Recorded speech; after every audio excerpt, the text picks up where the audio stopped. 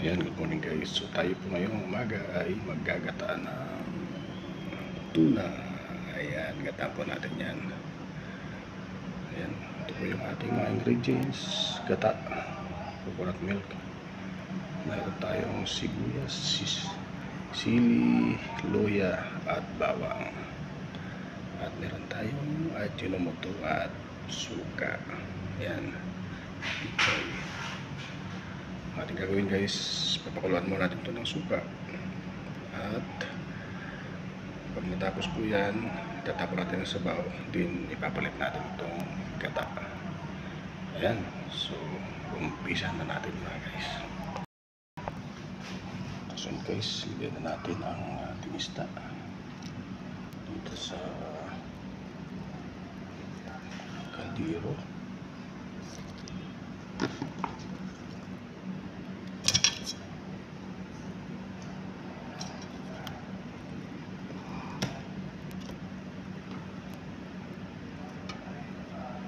Yan. So, gagawin natin yan guys ay ipapakuluan natin muna ng suka para matanggal ang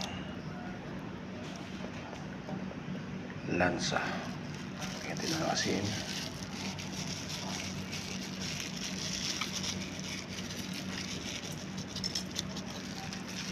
Tapos sabawan natin ng puro suka. Ayan guys, suka.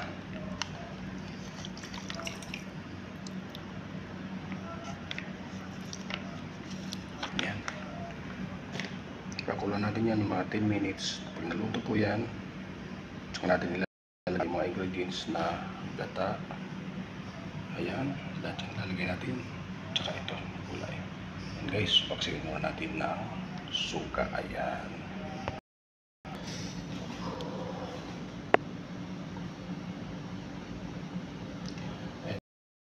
Ito nakahanda na yung ating pampalasa. Ayan, bawang, sibuyas at sili. Yan, so antayin natin guys kumulo. Guys, kumukulo na, malapit na maluto po yan. Yan, konting kibot na lang. Ayan, takpan natin ulit, sikumbra lang yan, iyahain natin yan guys.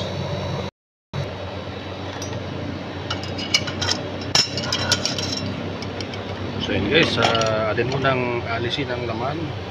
Tatapon natin ang unang sabaw. Yan, so dito na po yan guys. Simulan natin guys.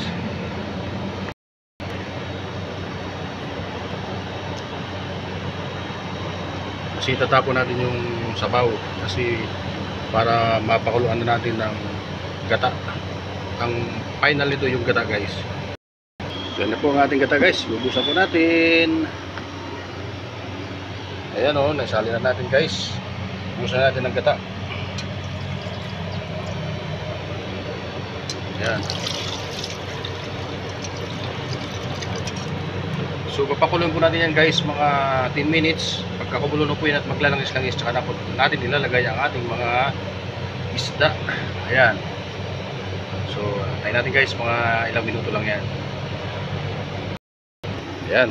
So ayan po yung ating ilalagay na ingredients. Mamaya-maya konti. Ayan na po, nakikita nyo. Luto na po yan. Papakulo natin yan ng gata mga 3 minutes lang. At ilalagay natin ang ating pichay at saka luya, sili, bawang, sibuyas. Ayan. At itimpla natin ang konting bitchin mamaya-maya. Okay guys, wait lang kayo ha. Ihanda nyo lang inyong mga kain pagkat tayo'y aarangkada na. So ayan guys, update muna kayo ha. Habang nagluluto tayo dito sa labas. Update ko muna kayo guys dito sa Tacloban. So far so good, normal situation. Ang panahon ay maaraw po.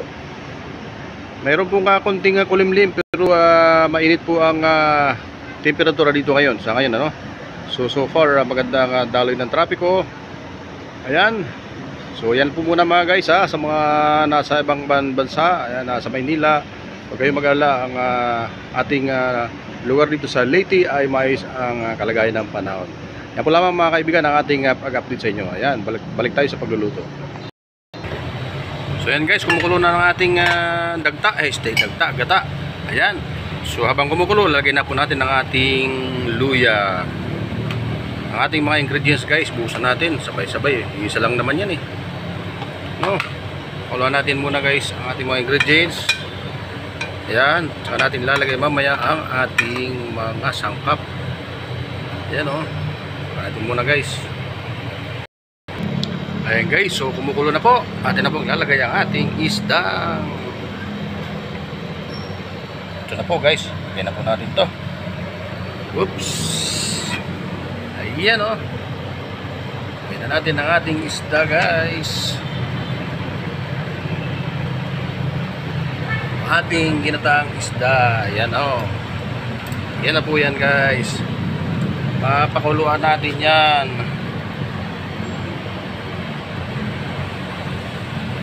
Pakuluan natin yan ng mga ilang minuto guys, mga 5 minutes.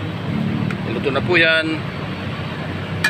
Ayan, ganyan po guys ang tamang posisyon ng pagluluto ng ginataang tuna, tulingan. Ayan o,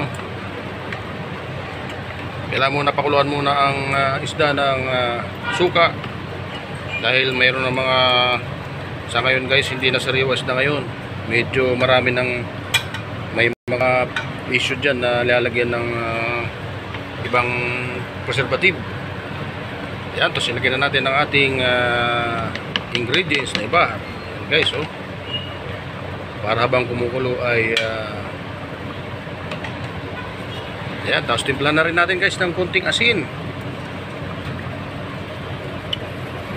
Kunting asin at saka bitchin. Ayan guys, ganoon lang pagluto ha.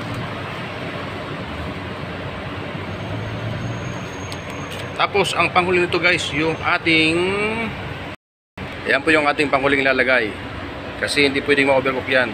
Dapat tama lang ang pagkaluto. Ayan guys, malapit na. So takpan natin muna guys ha, takpan natin muna. Ayan guys, tingnan natin, buksan natin. Wow, ayan guys, kumukulo na ha. So ayan,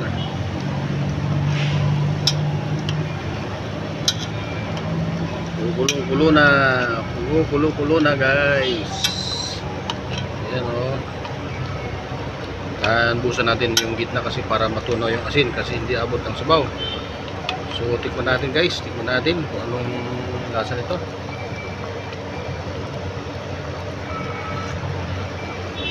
Wow, sabaw pa lang okay na. So ilagay natin guys ang ating gulay. Ilagay na natin ang ating gulay guys. 1 minuto lang to na ilalagay. Ilit na to kagad. Yan, yan ang po yung final. Antayin lang natin yan mga loads, mga ilang minuto lang. Ayan, maluluto na po yan guys. So pag nagluluto kayo guys, kailangan marunong kayong magkombinasyon ng gulay. Dahil ang gulay ay mahalaga. Tipid tayo sa oras at sa gas, kuryente, ano man. Ayan guys, so yan na po yung final. So atin na pong antayin pa, pakulang po natin yan mga 2 minutes lang. Ayan, takpan muna natin guys. Ayan, lapit na. Ayan, check natin ulit guys. So ayan, lumiit ang ating pichay. Ayan, ibig sabihin luto na po yan guys. Tikman natin ang sabaw. Ayan, busan natin ang sabaw sa ibabaw. At ang kasunod natin sa isasalang guys ay yung kanin na. Ayan, so luto na po yan guys. So tikman ulit natin ang kanyang sabaw para malaman natin kung tama ang timpla. Wow, okay. Okay, tapos na guys. Ano po yan. At atin na pong isasalang yung kanin. Kanin naman guys ang ating isasalang.